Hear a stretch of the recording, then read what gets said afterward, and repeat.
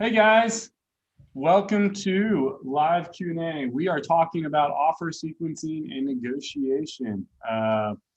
Topic I know Carl and I both enjoy and love dearly, to say the least. So looking forward to you guys being with us.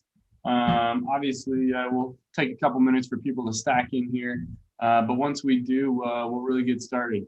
Carl, you ready for the weekend? I'm ready for the weekend. Yeah, what a day. It's been a good day actually. Lots of stuff going on. We did our first clubhouse this morning, which was, really cool. Being a granddad now, I'm not au fait with all this new technology. So, I can't believe I had to ask you, do I just talk on my cell phone? I didn't know whether there was like a website I had to go to, but hey, the grand pop technology questions. But no, I am ready. I'm doing my. I've got a full day of medical training tomorrow, so I'm going to be a COVID vaccination volunteer. I've got my full day of hospital training tomorrow, so I'm going to be jabbing loads of people to learn how to vaccinate, and then I got to do one weekend a month jabbing the people of the UK with the COVID vaccine. So. Yeah, I'm looking forward to that. And then, another, it's my full week in the business. I was on vacation the previous week because my granddaughter was in town. So, it's been a solid week, my friend. Well, that's great. That's great. Yeah, it's been a great week. Obviously, this morning was fun with you on Clubhouse. If you guys have iPhones and are on Clubhouse, great. You can follow Carl and I on there. I'm at Adam Markley.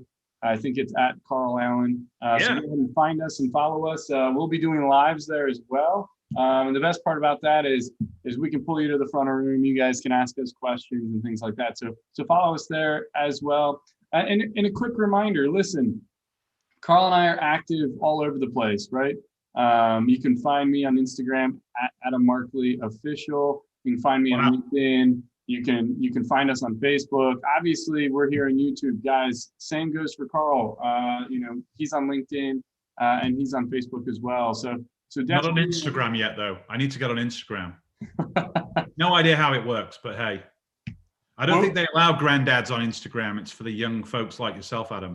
Yeah, well, listen. Every once in a while, you've gotta get the folks who yell at kids on their lawn and bring them into the modern era. So yeah, I know. No, but it's been a good week. I'm excited. On the deals side, I'm really excited. We're about a month away from closing on another deal in Prague. What a great deal that is. Awesome. Which is our investment company. So for our deal partners, it's a lot of momentum and motivation. Listen, deals are being done, and I'm excited for this one. I'm looking forward to it. And otherwise, big student wins as well, Adam. We've got some big students crushing it out there doing. Darren's done 20 deals. Kevin's done 6 big medical facilities in Australia, and he's continuing to scale. So, I always love it when, people take action, go through our training, master our principles and skills, and then go out and just dominate. It's why we do what we do, isn't it? Yeah, absolutely. I have gotten a message from our behind the scenes crew that there might be some issues with messaging us on YouTube. I'm not sure if that's true or not. If you guys are watching this, go ahead and give us a shout out, and we'll see if the chat's working. We want to always be able to interact with you and answer your questions. So let us know, who you are, where you're at, and tell us about your deal making journey. If you put offers in, because we're talking about offer sequencing and negotiation, so we'd love to hear from you for sure. So. Let's see if there's any issues there once people get a chance to comment in. Hopefully it's working. Otherwise, I'm very excited, right? Like there is so much good stuff happening right now, and I'm thrilled for the opportunity to just keep working with as many students as possible. For those of you who are students, it's incredible the number of people who are finding success right now, and it's very, very exciting.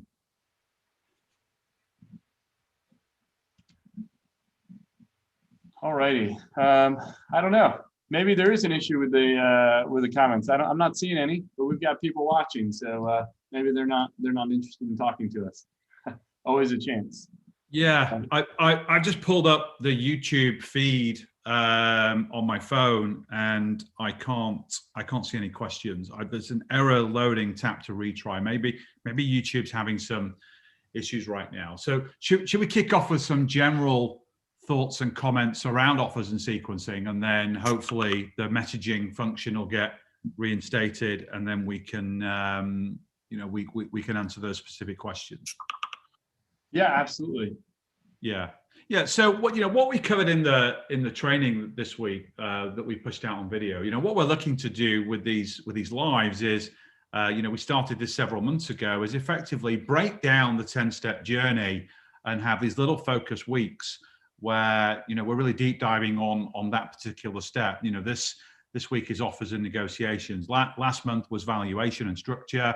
So clearly you find a deal.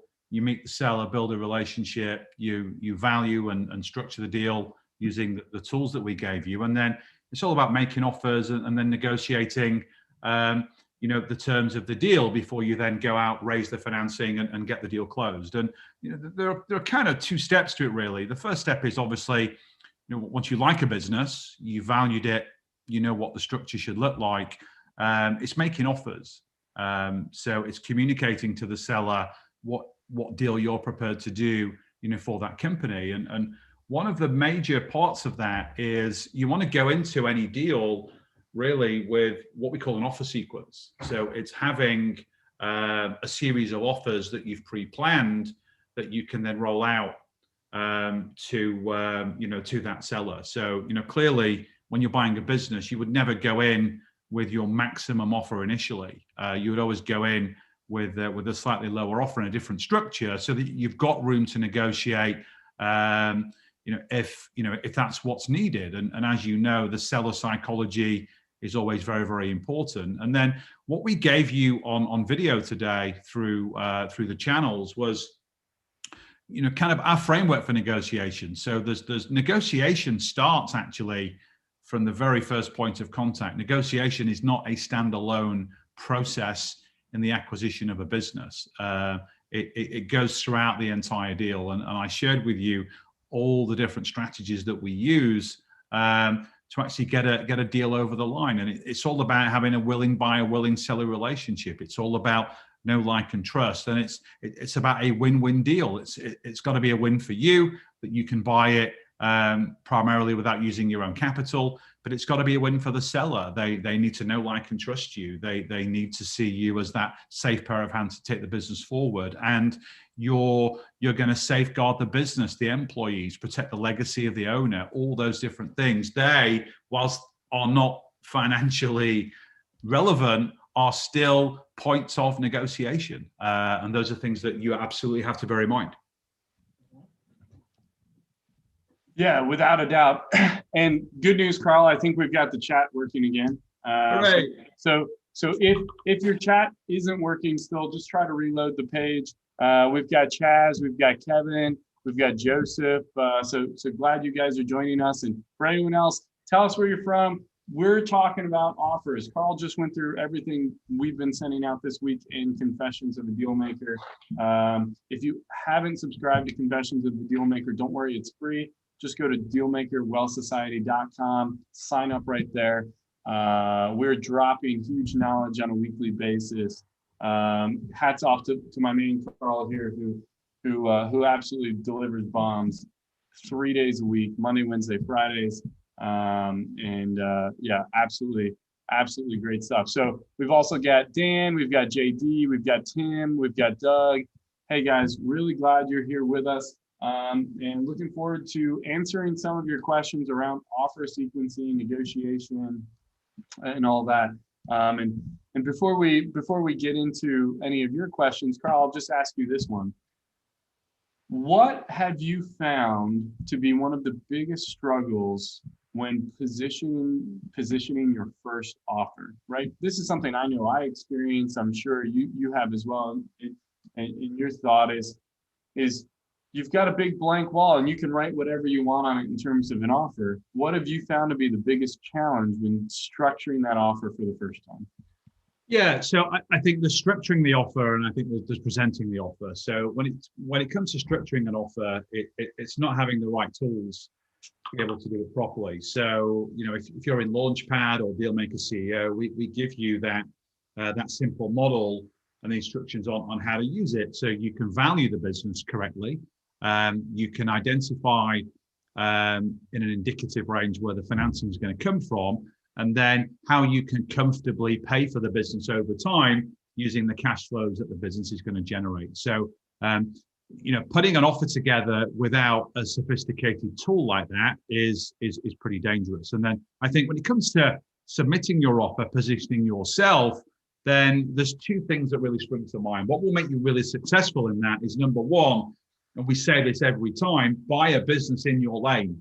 If you're the IBM sales guy, you should be buying a technology business. You shouldn't be buying a vineyard. Positioning your offer in a business that you know nothing about is going to be really problematic, because if you're seller financing the deal, or you're even including things like earnouts, the seller's got to be really comfortable that you've got some chops to be able to move the needle in the business, so he or she is going to get the money. And then the other issue as well is, and again, this comes down to relationships.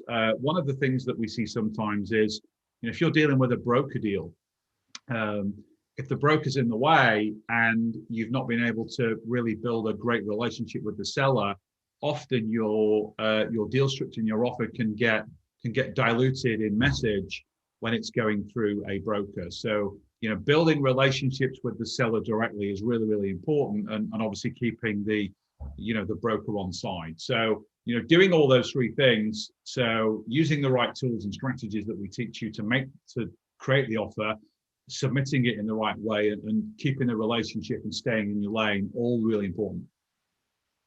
Yeah, absolutely. And I think it gives you leverage in those discussions with the sellers through and through, right? I mean, we had a question, or I answered a question this morning from someone, and the question was, if it's my first deal and I'm over here in the UK and I want to buy a company in Florida, does that make sense? And the question is, it depends.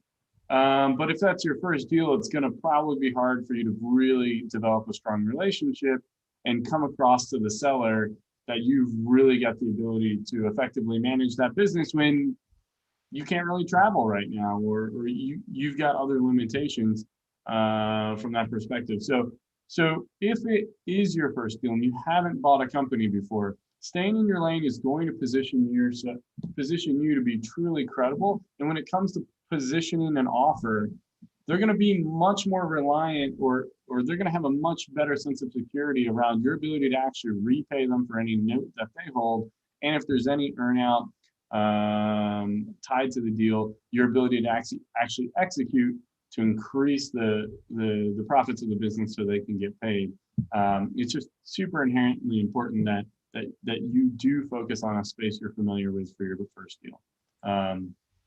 I know, guys, we're going to be answering questions. So if you have questions, go ahead and put them in the chat. If you see me looking to the side, this is where I got the chat up for you guys for any questions from you. So go ahead and put those in the chat. Carl and I love to answer those. Carl, with the advance of different austerity measures in the UK and the US that are impacting different financing options, whether it's C-bills, bounce back loans,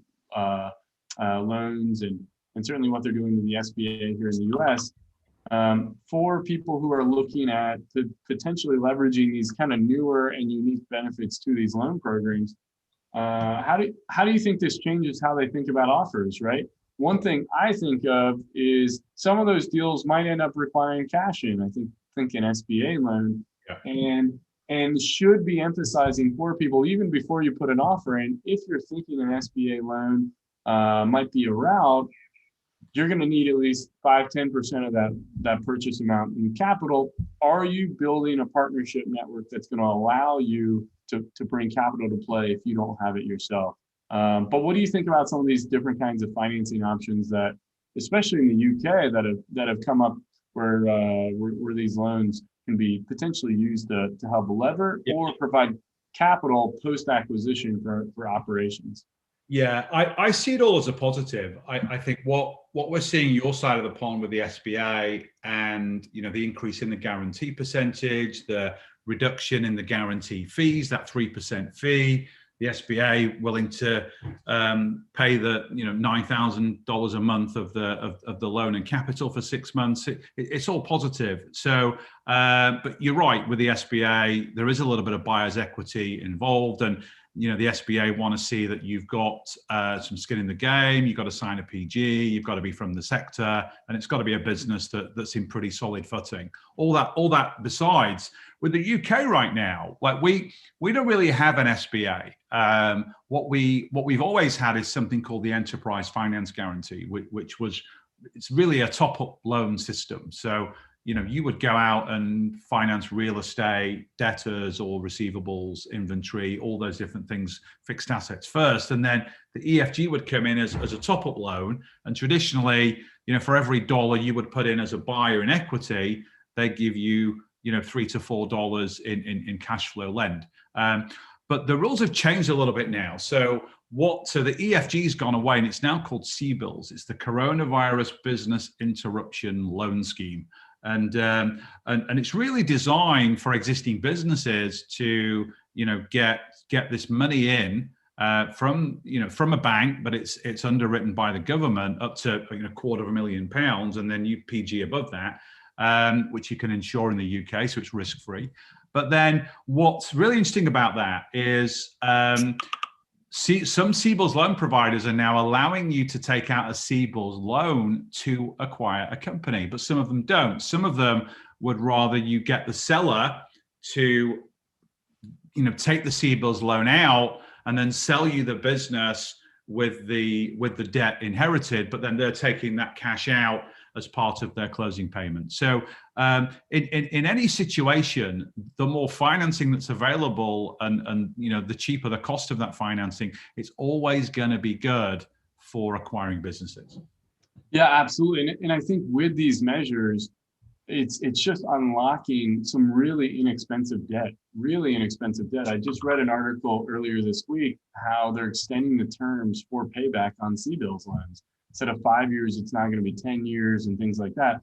Well, all that does is enhance the cash flow of the business pretty tremendously, which is huge.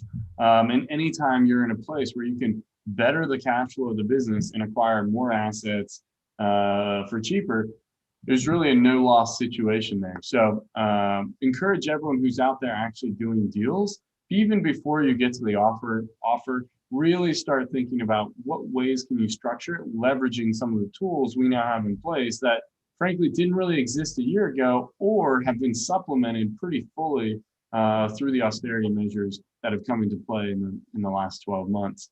Again, guys, if you have questions, just fire them away in the chat. We'll be happy to answer them. Chat is now working. We'll shout out a few more people. We've got Tim, we've got Doug, we've got Ike, we've got Daring Drew, what a name, Andre, Steven, Andy. So great to have you guys. Arusa's got a question. How are you negotiating with businesses that have PPP loans in the US, whereby the debt is not forgiven if you acquire more than 19%? That's actually a new one for me. I've not heard of any limitations to acquiring a company with PPP. What I do understand is any kind of PPP that has been leveraged, that amount of money needs to be put in escrow at the time of purchase. And from that point, once the loan is forgiven, those escrow funds can be released to the seller. In the case they're not forgiven, those funds can then be used to repay the loan. And that's been guidance from that's guidance from the SBA itself and some attorneys I've read. So I'm not sure. I'm not sure what you've seen where that's different and it's not allowed. Everything I'm familiar with says there's no limitations on the sale of a business, even if it's taking PPP. So. I think the great thing with forgivable loans, Adam, when you're looking to acquire a business and there's some uncertainty as to whether the PPP loan is forgivable or not, then clearly, if there's any risk to it still being a real debt, then obviously you've got to deduct it from the purchase price. Like obviously, we're buying the equity in these businesses, so from enterprise value to equity value, you've got to take out, the debt that you're inheriting. And then if that debt was then in the future forgiven and not accrued by the business, then you can always introduce something like an earn-out and then structure it in a way where it's not going to be cash dilutive to the company. So there's always ways around things like that. Yeah, exactly. And again, if you're working with some banks and things like that, they'll be able to provide some good guidance on what's going on. All right, Carl, have a little surprise for you. Hey, John. It's Big Coach John McElroy. So here he is, our boy John. For you folks who don't know this is John McElroy. John is our lead coach for the Academy program. He also supports Dealmaker Empire with Carl and I. He's about as good as you can get in the training and in M&A space. This is a guy who's been around the block, dare I say, once or twice. But John, you want to give a quick hello? Yeah, hello everybody. I really enjoy these calls. I love tuning in when I can. Pure gold. I can listen to Carl all day long. So yeah, I'm looking forward to hearing what they have to say and throwing my 2 cents if and when it's needed. Yeah, perfect. And note for the record, Carl, he likes listening to you, not me. But that's okay. Just picking. No, John's one of the team. John, we've been working together, 3 years, maybe a bit longer? Yeah, coming up to 4. Yeah, I know. Amazing. It's amazing. So, and John's a big part of Prox as well. So he's one of us. We're like a 3-legged stool now. Me, Adam, and John. So loads of expertise. A great sounding board. Even for Adam and I when we're doing deals. Great person to have in there. Yeah, things are ramping up and there's so much happening. It's super exciting. So yeah, it's very exciting. It's been a tough 6 months, but kind of turning the corner. Lots of great things on the horizon. Yeah, I completely agree with that. Well, we do have a couple of questions, and frankly, I saw John comment in the chat, which is why I pinged him and told him to come on in. No sense hanging in the chat. Let's get him on here. So. All right, so Tim did have the comment. I love the offer sequencing video. It was very clever, Carl. He has an owner wanting a 5x multiple, but his EBITDA has been decreasing year on year. I'll structure an earnout, but are there other ways to make a more advantageous offer without offending him? John already threw a quick answer in there. So John, I don't know if you want to continue on with what you put in chat, but that's Tim's question. Well, I mean, one of the things that we're really keen on is tracking what these companies sell for. And so we look at it quarterly, and 5x is a premium. There's no way we're not saying that some companies don't sell for 5x, some do, but it is a premium. And so then, we try and put the ball back in their court, which is that really would be a premium price. And since you're showing declining numbers, it's hard for us justifying putting you in a premium category, on a 5x, given the underlying sort of, apparent weakness in the business as indicated by the declining numbers. Of course, that has to be said diplomatically, but I guess the advantage that you want to press is that you follow these EBITDA numbers in terms of what businesses transfer at very, very closely. He doesn't. So you're in a better position to talk about whether something is or isn't a premium than he is. But diplomacy, of course, is the most important factor, because you're right. It is very easy to offend sellers. We deal with them all the time, and being careful is important. Yeah, there's a way to be direct and tactful all at the same time. And when you're talking about the value of their business, they've typically got some kind of emotional element to it. And so you just want to be very cognizant of that while you're kind of working through things. I have a saying that I stole from Keith Cunningham. All mamas love their babies.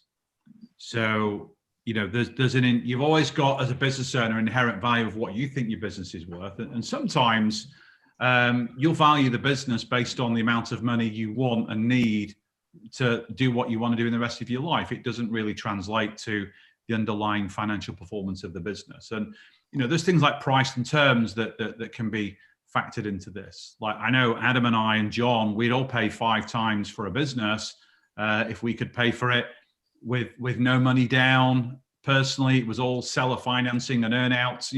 There are ways, to do that. But, to pay a 5 times multiple for a business that's declining and be paying a lot of that money at closing is very, very risky. Yeah, exactly. So, next question here, Linda. Hey, Linda, we know you, Linda. Hey, How Linda. you doing? Linda, we got to get on the phone at some point. It's been too We long. love Linda. So Linda has asked, here, average multiples for businesses under 10 million in 2020 versus 2019 is up. Is that due to the pandemic lift in online SaaS and e-com? What is a reliable source for new multiples by industry?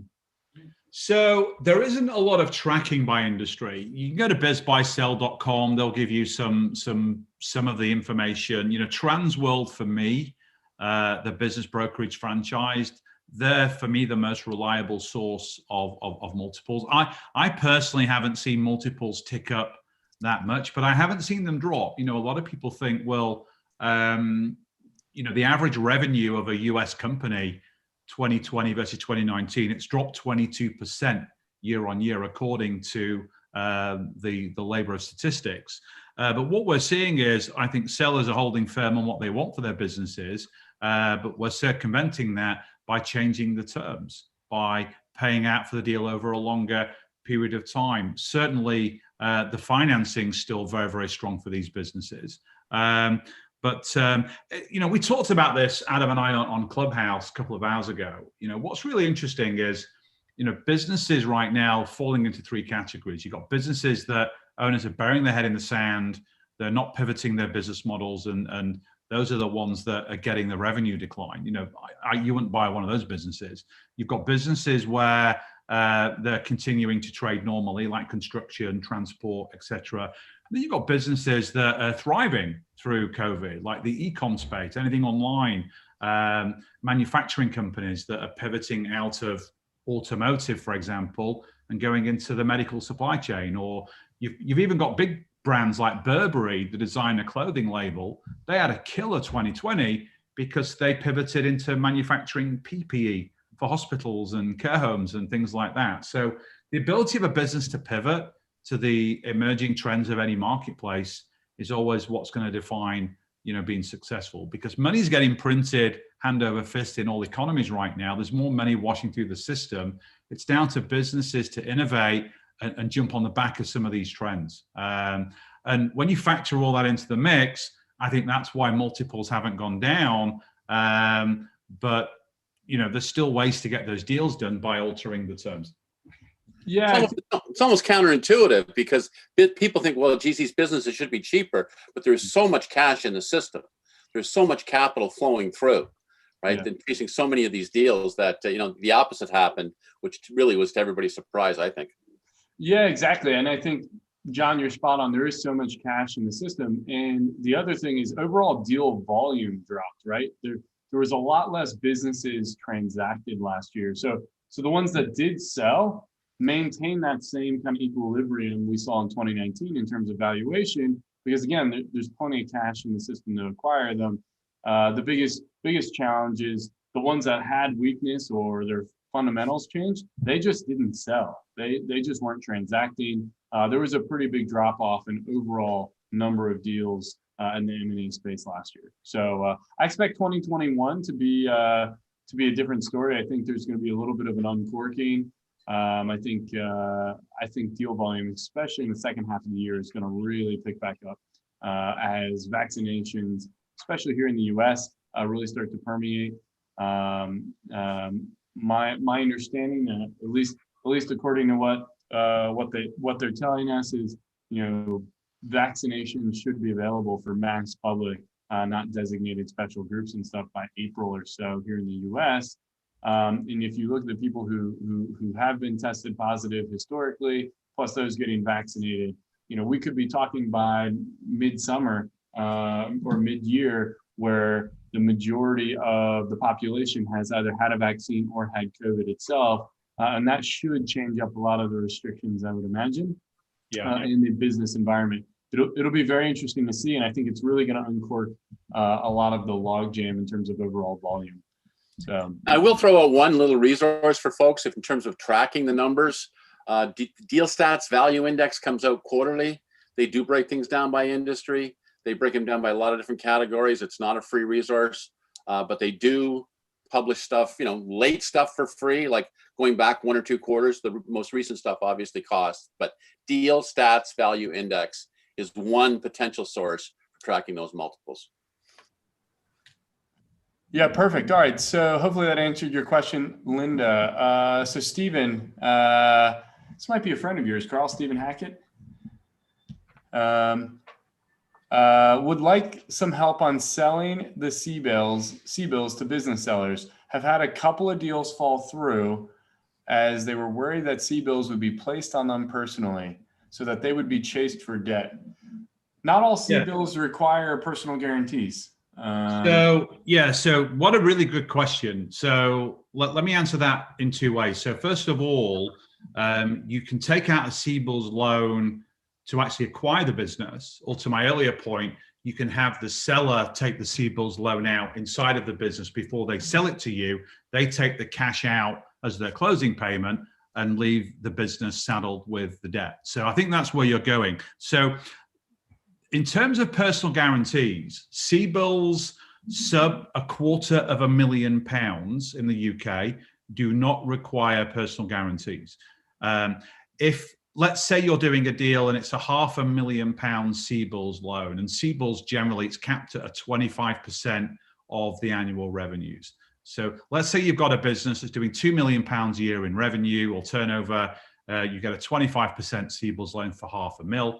Then the first 250 doesn't need a PG, but the extra 250 does.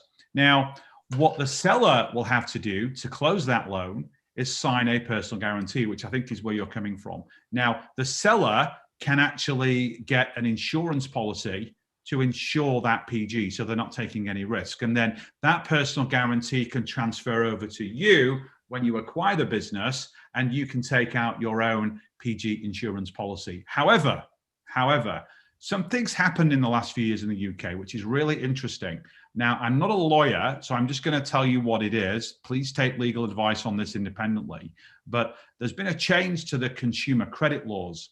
So if you're a business owner and you've taken out any form of personal guarantee on funding for a business, and you sell the shares of that company, so you sell your limited company, you can have that personal guarantee legally removed. And there's no requirement as part of that for you as the new owner to take on that personal guarantee liability, even though you can insure it.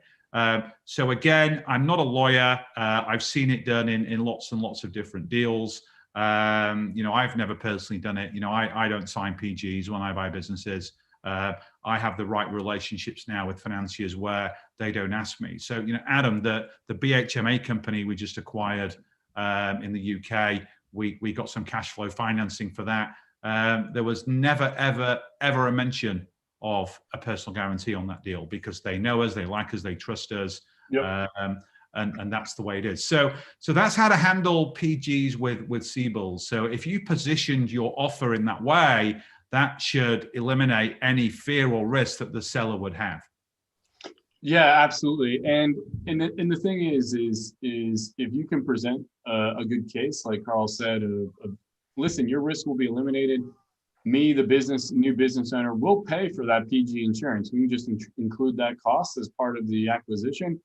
You're then still getting the company for just a 1% increase effectively in the cost of the capital, which is really not bad. Hopefully that answered your question. Let's see here. On C-bills, this is from Joseph. On C-bills, my understanding is that you can use for either 25% of revenue or as asset finance, but not for both. Carl, I'm not sure I understand his question. Are you talking, Joseph, about the total amount you can get? Yeah. So what he's saying is with C-bills. So all C-bills is really is money that is guaranteed and underpinned by the UK government. That's basically what C-bills is. So the way you can use C-bills is, to my earlier example, you can do it as a cash flow loan. And normally a cash flow loan is based on a multiple of profit, but in the case of CBILS, it's just 25% of the annual revenues. They will want to see that you're profitable so that you've got the cash flow to repay the loan once the loan payments kick in, a year from now. But what you can do is if you find a business that's, say, really asset heavy, but the revenues are low, and you can raise more money. So let's say it's got, £6 million worth of fixed assets, and you can get a 50% loan to value on that and raise a ton of money that's more than what the cash flow then would be. You can use the CBILS government guarantee to be able to place that funding, but it's still subject to the PG rules. So the first $250,000 is PG free. Anything above that, you do have to PG, but as I said before, you can insure it. So that's the either or, it's not both. So what you couldn't do, Adam, is find a deal and say, right, I'm going to take 25% revenue out as a CBILS loan, and then I'm going to go and get a whole bunch of asset financing. You can't do the two. So it's like the SBA. If you do an SBA loan, you can't take that money and then go finance all the equipment or the AR. You can't do that. It's one or the other. Yeah, and that's because whenever you're doing this kind of debt, it's always taking first position in the business. And effectively what that means is any and all assets of the company are secured against that loan, and you cannot finance assets that are already secured against debt. You just can't do that. Let's see here. We've got so Synergies Unlimited. Thanks, Carl and Adam from India. Big hug to you guys for sharing wealth of knowledge and experience. Gratitude. You're welcome, my friend. Absolutely. Happy to do it. Let's see here. Penabar, what do you got when you guys are thinking about alternative sources of financing? Do you consider shareholder loans from your equity partners? I see many advantages over bank financing, no covenants, unsecured, etc. My short answer to that, if I understand what you're asking correctly, is if you have some equity partners and they're willing to front all of the cash to do the deal, no other debt included, why not? They're willing to front that kind of cash. Go for it. Absolutely go for it. You're going to want to paper that obviously very formally. If it's here in the US, there's tax requirements in terms of the interest rate paid. It's got to be a legitimate bona fide, if you will, a bona fide loan. It's got to look, feel, and operate like an actual loan with payments, interest, and all that other stuff. But if your equity partners are willing to, say you're buying a $2 million company and they're willing to front $2 million to go buy it, why not? I see no reason why that wouldn't be a good idea, unless the terms they're asking for are so advantageous or so disadvantaged. Man, I can't even speak today. We'll put the business in harm from a cash flow perspective, right? If the terms of the debt they're willing to provide are not better than what you can secure already with traditional or alternative financing, then yeah, I wouldn't do it. So, but yeah, if someone's willing to write you $1 million or $2 million or however many millions or dollars of a check, I'd say go for it. As long as the equity splits are still okay. I mean, you still have to have some kind of a reasonable position in the company, but that's negotiable, I guess. Yeah, it's negotiable, right? Like, for example, if they're going to be, if there's two equity partners in yourself and you're splitting the equity a third, and they're just getting loan terms on any additional capital above some kind of buy-in for the equity, then yeah, that would be pretty reasonable in my opinion. I will say this, if it's the only way you can buy the company, meaning you can't get any other financing, and this is the only way you can buy the company, then to John's point, make sure you get some level of decent equity stake for the work you're anticipating doing and for your effective syndication of the deal. But always make sure to remember that it's better to close a deal and own a piece of it than to not close a deal and own none of it. So find a balance there for sure.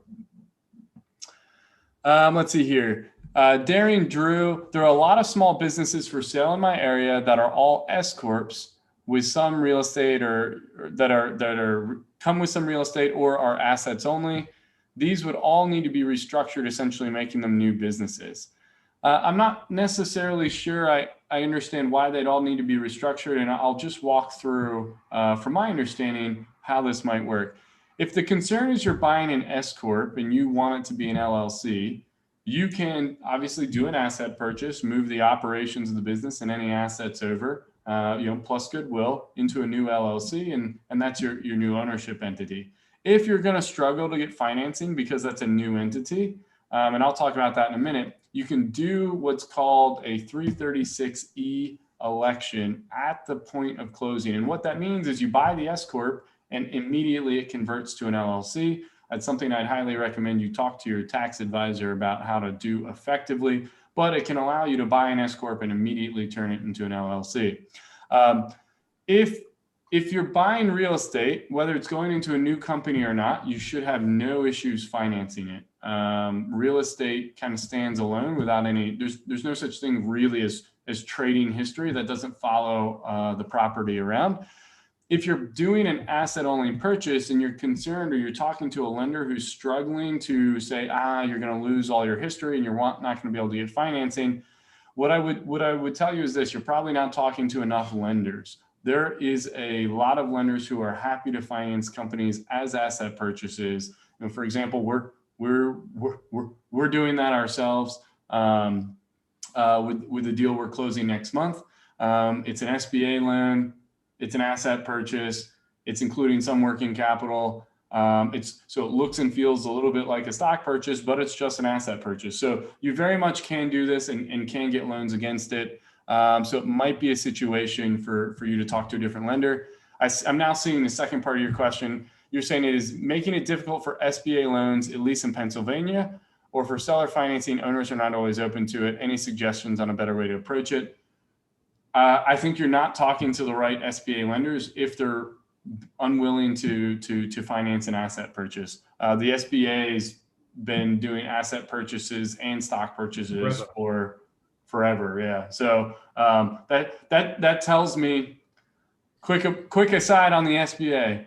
Ironically enough, John and Carl and I were talking about this just yesterday on the Dealmaker Academy call. John had a great training on this, and we had some great discussion. For the SBA is the guarantor of the loans. They are not the ones giving the loans. Individual banks are the ones who make the credit decisions, the underwriting decisions to give the loans. If you're hearing no, and it's a foundationally decent deal, shop other SBA lenders. You're not gonna buy the first house you go visit. You're not gonna marry the first girl you kiss, so to speak. Shop your lenders, talk to multiple lenders, show them the financials of the company, show them what your business plan is, and find the one that's going to give you the best terms for the loan, because the banks themselves are the ones underwriting it. So I would really, if you're hearing no, I would strongly encourage you to talk to more people. Look at national lenders, not just local SBA banks. They might not have the cachet or the credit desire or risk desire to do some of these deals. Some of the bigger national SBA preferred lenders might be willing to. So shop around for sure. Let's see here. Tim, this is back at you, Carl. My broker told me that some people are taking out 2 to 3 C-bills loans at the 250K max at the same time to swerve or avoid the PG. Yeah, I've not seen that. That's not possible. Feels fraudulent to me. I'm just going to put that out there. Yeah, I don't think that's possible because C-bills is just normal financing. You've just got the underpin from the government on the guarantee. But like any bank financing, they're going to do their due diligence on the business. They're going to have a priority lien or charge or debenture against the assets. So if you do one C-bills loan, that bank then's got the hands around the throat of the company. If another bank was to come in, that charge is listed on public databases. It's listed on Companies House, for example. So a bank wouldn't pledge additional financing because it can't have a charge over the business. So yeah, that's the first I've heard of it. and I'm obviously very, very active in the UK, and I'm talking to financiers pretty much every day. So I've certainly not heard that. And you know, my only side comment is don't always listen to what brokers tell you. You know, brokers aren't always the font of all knowledge, especially in the UK. There is only one broker in the UK that I think is really, really good. The rest, in my opinion, are not very good. I'm not going to tell you who they are because I don't want to offend the rest of the broker community. But in the US, you have much better quality of brokers. In the UK, you don't. So don't always believe what they tell you. Yeah, absolutely. All right, so back to Stephen. He was saying they were for sub 250 C-bills loans that the business owners were getting cold feet on around PG, which tells me I think you've just got to work a little bit harder at helping them understand how the C-bills is working and that you don't actually need a PG at that level. You don't. Let's see here. So Wickus Vidwalt. I have a few questions regarding the financing side. So for example, let's say I have a deal where the owner finances 60% of the deal. How and who do I approach at the banks to finance or over finance 40 to 60% of the value of the company? John? Well, I mean, in that kind of a situation, if you got no assets left, they're all pledged to the first position banker who's coming up with the 60%. It was owner financing. Owner financing for the 60%. Owner for 60, but I'm saying for the other 40, you go to another lender, there's no assets left to pledge, so you're in a cash flow loan position in that situation, or you need to find some kind of an equity partner. Those are really your two choices if you don't want to put any of your own money in. And cash flow loans, they typically tend to be more mezzanine-like, you know, big players, big amounts, lots of work, PGs, etc. But as far as I can tell, and Carl can speak to this much better than I can, there is things are opening up a little bit in the smaller cash flow loans, because I know that Carl's looked at a few and that there is a little bit more activity now in these smaller cash flow loans than there was even 3 or 4 years ago. But those are not necessarily easy to get, and usually you have to backstop with some equity, and there usually is a PG involved. Yeah, so if you go to a major bank, so I can talk from a UK perspective. If you go to a major bank like a Barclays, HSBC, Lloyds, HBOS Group, ordinarily, before C-bills came on board, they wouldn't entertain any form of cash flow lending where the business had sub £1 million a year of EBITDA. So then what happened is a whole bunch of independent financiers went out and raised a bunch of cheap money. So for example, Triple Point, which is the financier we used when we bought BHMA end of last year, you know, they went out, you know, they've got their own capital into the business, and then, you know, they're paying a certain amount of interest for that, and then they're making a markup on that, selling that capital out to people like us, you know, to do deals. So you can raise cash flow financing. You know, what do people expect on a coupon rate on that, Carl? Like just generally speaking. Yeah, so we're paying around 9% on that. So it's not the cheapest of debt. Like if you're doing AR financing or you're financing fixed assets or real estate, you're going to be paying, you know, a lot less than that. The Bank of England interest rate right now is 0.1%. And in fact, I read an article where next year the UK might have negative interest rates. So the bank will charge you as a saver for having money on deposit. It's crazy. But what the way cash flow lending works in the UK is if you're doing a C-bills loan, you typically don't have to gear it with your own equity. If you're doing a non-C-bills loan, which we did for BHMA, you always have to put some money into the deal. And normally a cash flow lend, it's capped at 67% of the total purchase price. You do have to put some personal equity in or get an equity partner. And then you've obviously got seller financing as well. So if you've got a deal that's got a big closing payment and, you know, not a big seller financing note, the cash flow lend can only be a maximum of 67% of the total deal structure. Now, Carl, you managed to escape the personal guarantee, but that's not typical, at least to my understanding. Most of the time, those cash flow loans do come with a PG, do they not? Yeah, they do. And I think there's lots of different variables as to why that happens. Obviously, if it's a CBILS cash flow loan and it's under 250K, then under government mandate, there's no PG. I think if you're putting skin in the game, if you're putting equity into the deal, then that can circumvent a PG.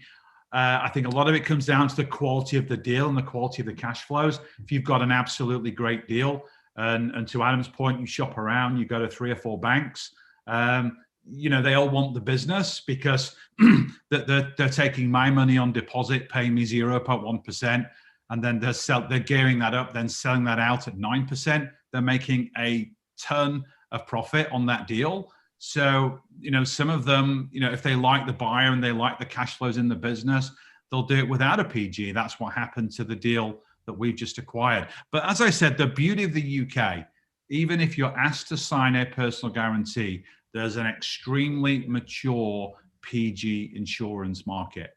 And they charge you 1% per annum of the PG amount, and it's funded out of the business. So think of it as an extra point of interest coupon on the money that you're raising. But even saying that, even with PG insurance, I still won't sign a PG. I don't have to. I'll just go to a different lender and pick the one, that won't have me sign a PG. So that PG insurance is a UK phenomenon, by the way. It's not available in North America. It used to be. Yeah. It used to be, but the guys went out of business. I think Adam and I have got grand plans down the line in Prox to create our own, haven't we?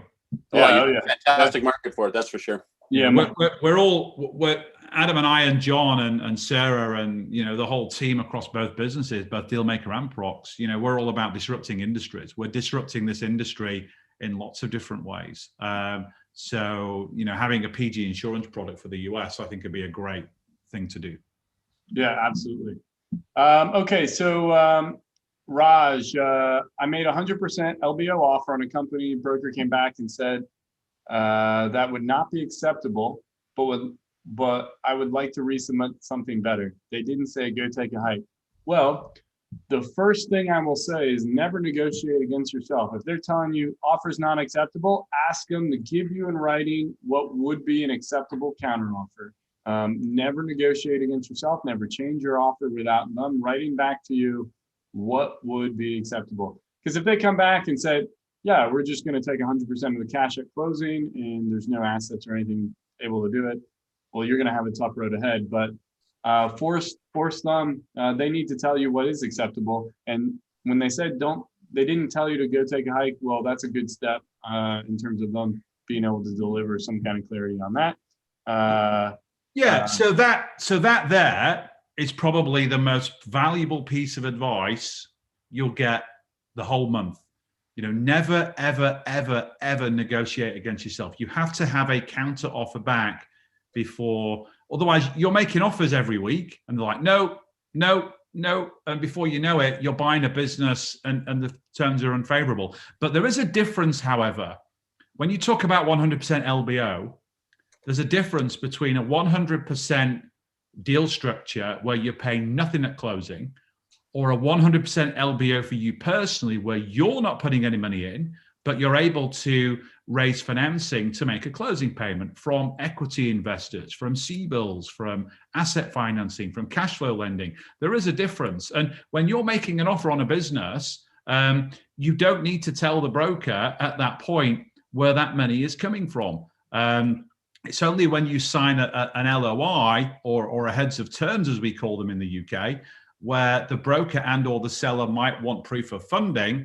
That is when you're sharing with them your expressions of interests or even your term sheets from the financiers that you're looking to partner with. Yeah, absolutely. I mean, never negotiate against yourself. Never. I mean, big rookie mistake. Yeah, because listen, if they come back with something and it's viable and doable, you can agree to it. I think just a good thing, a point of reference there. Arusa cosmetology school with sellers interested in staying in the business somehow, but are willing to sell 100%. They want the business to grow and thus want capital. Any thoughts on how to best negotiate this? My first response is carefully. Any, Sure. Did you like that, John? Yep. Anytime the sellers are saying, hey, there's plenty of room to grow and we just want cash and we're going to stick around, well, then why are you selling 100% of it? You only need an investment or you only need some kind of financing. If we as the LBO buyer are just going to finance the assets of the business to then bring cash into it, there's nothing stopping the sellers from doing that themselves and not having to give up their equity if capital alone was what could grow the business. And so I'm always really gun shy around someone who's like, hey, I'm just going to do everything I'm doing currently and we're just going to grow it. I just need your money to do it. Well, I've got to see and understand exactly why they would need that money that they can't do it elsewhere. Typically, the situations that require that kind of outside capital, whether it's private equity or venture capital, is because there are no assets. And they're anticipating running in the red for a period of time to scale and acquire customers and build the business from a base, a momentum perspective. A cosmetology school is not going to be something that falls into that classification. So I would, as I said, go back to my first word, do so carefully.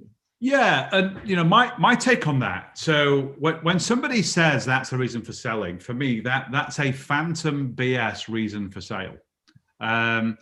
Because what happens is, let's say you did that deal and you cash them out, you buy the business, they say they want to stick around. Money can change the psychology of those people. So once they're paid out, they have no incentive to stick around in the business unless there's a big seller financing note or a big earnout, which really incentivizes them to stay and stick around. It's very, very rare that you buy a business and the seller stays and runs it for you without any incentive or upside. The rare occasions where I've seen that happen, and it's happened to me on deals, is where the owner just was so overwhelmed with the administration of the business, the marketing, the financials, and just wanted to have a job doing what he or she loved in the business, whether it was engineering or whatever it was. But that's pretty rare in my opinion. Most times when people are cashed out, they're off to the beach, they're off to the next thing. And you can't rely on them really sticking around to help you. So just be really careful with that. Yeah, absolutely. So good luck on that one. Working on my second deal, no debt, lots of surplus cash in the business. How do you pitch the net working capital requirement in an asset purchase? Owner wants to keep the cash. How do you account for it in an offer and closing? John, you want to take this one? Yeah, we sometimes call those cash-free, debt-free type deals. And those are typically suggested by brokers who want to sell to a trade buyer. And trade buyers, very typically will buy a business, with no cash in it. So take the cash out. The cash that's taken out and cash that they get at closing is also used to retire all of the debt in the business. And so there's nothing wrong with that. That's a very typical structure. You'll see it offered all the time in offering memorandums because the thing is pitched towards the trade buyer. But there is an argument that can be made for maintaining the balance sheet as is. And of course, they're going to get the surplus cash as part of the closing payment. It's not like we're going to keep it, right? And so we have to sort of make the pitch in terms of why we have things that a trade buyer can't offer. And usually those have to do with, maintaining the legacy of the business, continuity and all those kinds of factors, which is one reason why someone might choose to leave the balance sheet intact and sell it to an individual like us, who's going to do an LBO, right? Give them back their surplus cash as part of the closing payment.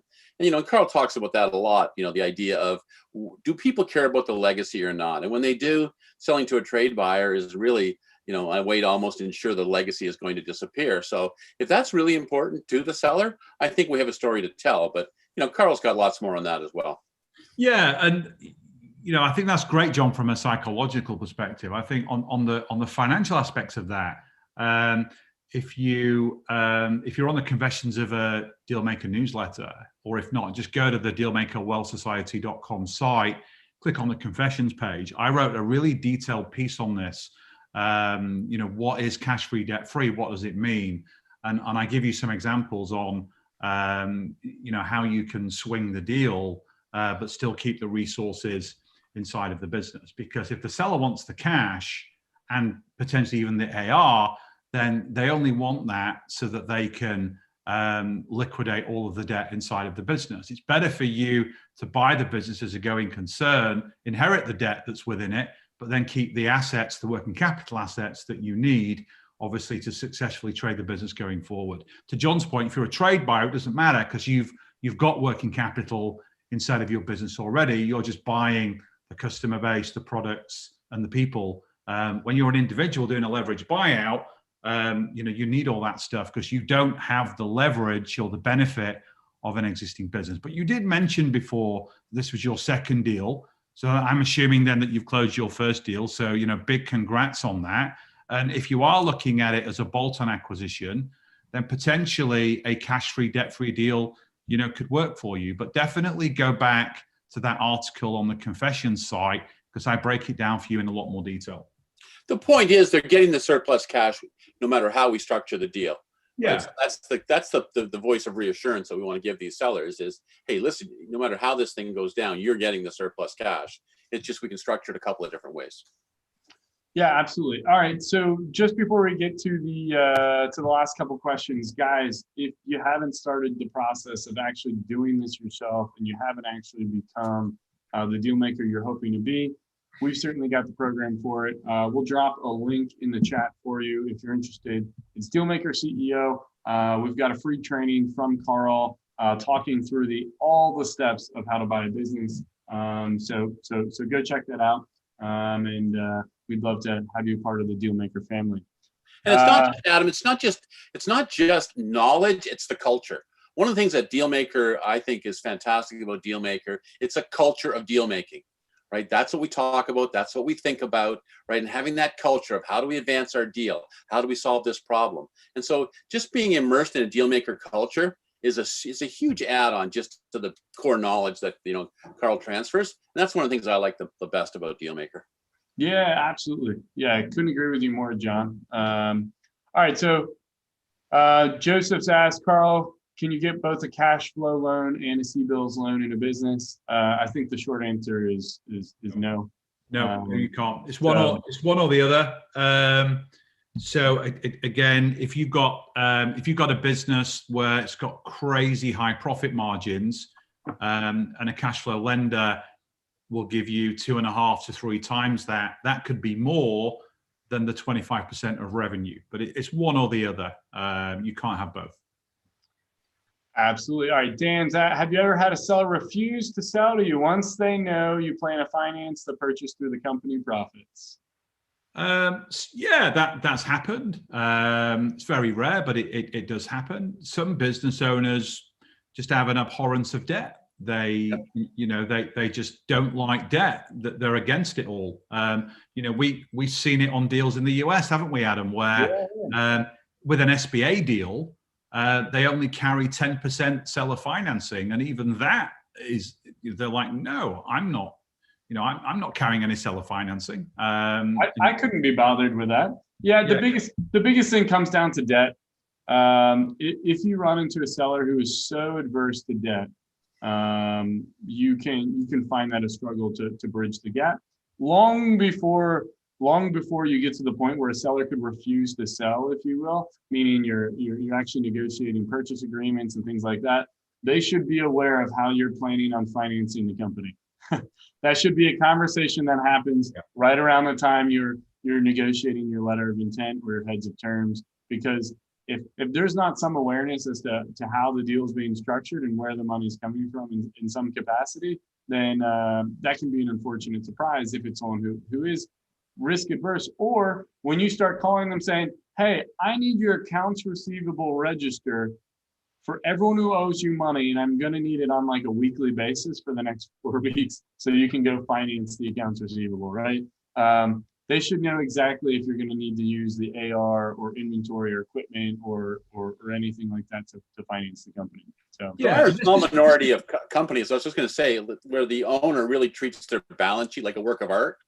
Debt on their balance sheet be like splashing paint on their Picasso, but it's a pretty small minority, right?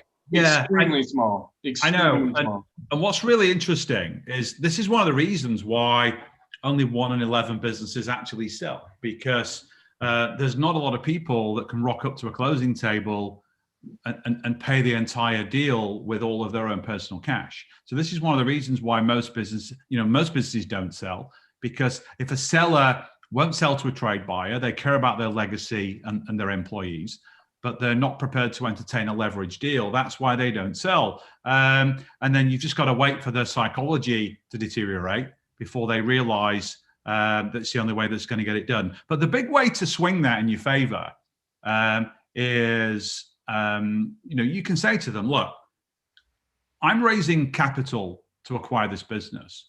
This is a great business. It's profitable. It's growing. I can add a lot of value to this business. Do you really think, Mr. Seller, a bank is going to lend this money if they weren't absolutely convinced that I'm going to knock this out of the park? Do you really think a bank would just throw the money around like candy for anyone looking to buy a business? They've done their due diligence. They've looked at the numbers. They've looked at the growth. They like me. They trust me. They know I can add value. Those are the sorts of things that you can use as a pushback just to gently get the seller on your side of the table that you're going to need some financing to do this deal. Yeah, exactly. All right, guys, we're just about out of time here. Real quick, JD, I'll answer your question. Say you acquire a business which is not growing, needs some work, hence working capital requirements will increase. Have you been able to negotiate working capital target, not on a historical basis, but on future needs? And do you need to reflect the cash in the purchase price? Well, it's pretty simple. Working capital, just like the valuation of the business, is entirely negotiable. If the business has cash and you want it as part of the transaction, it's just something you can negotiate for. There's no limits to what you can and can't negotiate for in a business. So I would highly encourage you, if you're in that situation, to just make that a part of the discussion. So, alrighty, guys. Listen, this has been fun. Happy Friday. Have a great weekend. John, thank you for joining us. That was fun, John. And add some Definitely value. enjoyed it. And Carl, as always, these are fun. We'll look forward to seeing you guys. I think we are doing YouTube Lives once a month. We will see you next month with a new topic. Really appreciate it. If you haven't followed us here and subscribed to Dealmaker Wealth Society, do so. Again, follow myself and Carl on LinkedIn. You can find me on Instagram as well at Adam Markley Official. And Clubhouse. And Clubhouse, right? At Adam Markley and at Carl Allen. So looking forward to seeing you guys on all the platforms. We are going to be going live and sharing content and sharing information on all of them. Have a wonderful weekend. You're one deal away from changing your life. And there's no doubt about it, guys. We'll see you